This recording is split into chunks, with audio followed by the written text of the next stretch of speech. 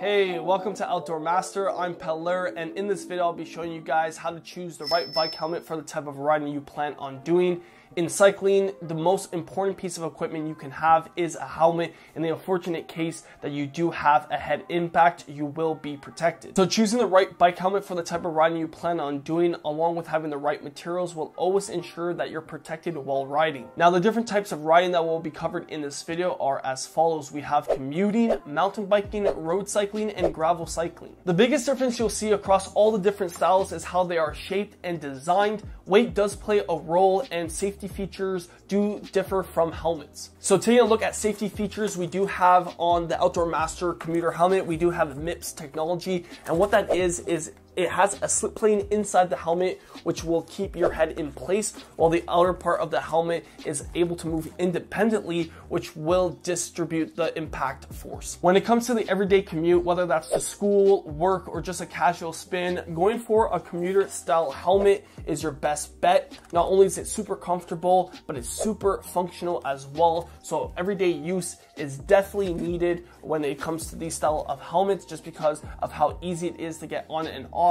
It doesn't leave your head overly sweaty. It looks pretty normal as well. So there's a lot of pros that come with this style of helmet. Now, the thing with commuter helmets is that they can come in all shapes and sizes. Just because this one is more of the traditional commuter style helmet doesn't mean that you can't use a road bike helmet to commute. Just usually from my experience, I really do like a dedicated one, just because it does create some separation, because if it's your everyday driver, it is going to get dinged up. It is going to get somewhat beat up from everyday use. So having helmets pretty much designed for what they're supposed to do really helps, in my opinion. So I like to have one just for road cycling and then one for just commuting. But like I said, it just comes down to the fact that you want to be able to wear something every day that's comfortable, that's going to make sure your head's protected, and it's going to make sure that you feel safe on the bike. Now, on the GEM Outdoor Master helmet, there is Mips technology for $55 USD, which is super competitive, and Outdoor Master really wants to bring the most safety features at the lowest cost, because a lot of other brands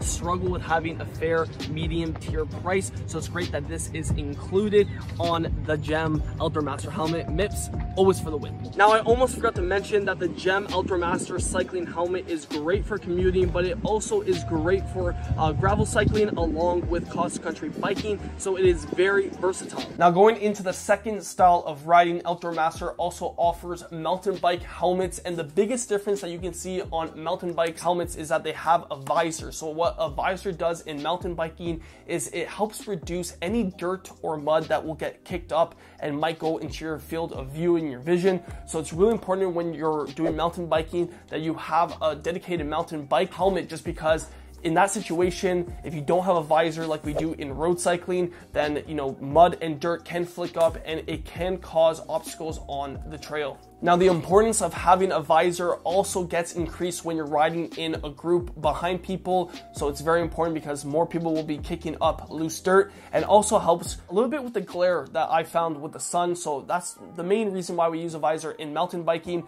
But the other thing that you'll see on a mountain bike helmet is just it's a lot more chunkier. So it's going to be a little bit more heavy, and that's because in case you do have a fall or a head impact, probably are going to be going at speed. And in mountain biking, there's trees, roots, so if your head hits it, it wants to be really protected. So that's why you'll see this have a lot more material all around, even on the back. It just is a beefier helmet. The other thing we can see on this mountain bike helmet is that the vents are a lot smaller, and that's because in case you do have a crash, or even if you are just going down the trail, there's a lot of sharp objects from tree branches, so you don't want that poking into your head. But in case of a crash, you don't want pointy objects to have a really easy access into your head. Now, when it comes to bike helmets, usually the more you spend, the better overall safety features the helmet will have. So in mountain biking, if you can choose Mips technology just to have that added protection, I always strongly advise that you do, because like I said, in case that you do have a crash, Mips will ensure that your head doesn't rattle around as much as if the helmet did not have Mips. So I'm always team Mips. Now, moving on to road cycling, you'll typically see helmets like this, which are lightweight, ventilated very, very well and aerodynamic at the same time. Now, some road helmets are specifically designed to be Aero helmets, which is this one right here, but I will not be talking about this just yet. Now, the shape of the road helmet has a really good field of view and sits above the ears, and this is kind of known as the most versatile helmet. You can do a lot of different types of riding with this if you only have one helmet. So a lot of times, some people that are on a budget will choose just a road helmet. But like I said, always you should be choosing your helmet based on the discipline that you're doing, but very versatile. That's what the road helmet is usually known for, just because it can literally do pretty much everything. Obviously, it doesn't excel at certain things, but it does get the job done in terms of protecting your head if you need something to wear. Now, the last type of helmet we'll be looking at is the aerodynamic helmet, which is known as the Aero helmet. Now, these are typically worn by amateurs and professionals when time savings and efficiency through the wind is needed. Now, you might be asking, someone voluntarily chooses to wear this on their head, and the answer is yes, because they are trying to reduce the aerodynamic drag that their head produces. And the only downside that I really see when wearing an aerodynamic helmet like this one that you see is that it doesn't have a lot of vents. So on a very hot day, it can get pretty sweaty up there, but in terms of just function, it does the job in terms of being more aerodynamic, and it just looks really cool. It looks futuristic. Here at Outdoor Master, we hope you enjoyed the breakdown of how to choose a bike helmet. If you did, hit the like button, subscribe to the channel for more cycling content. And if you are in need of a bike helmet, then feel free to check out the link in the description down below.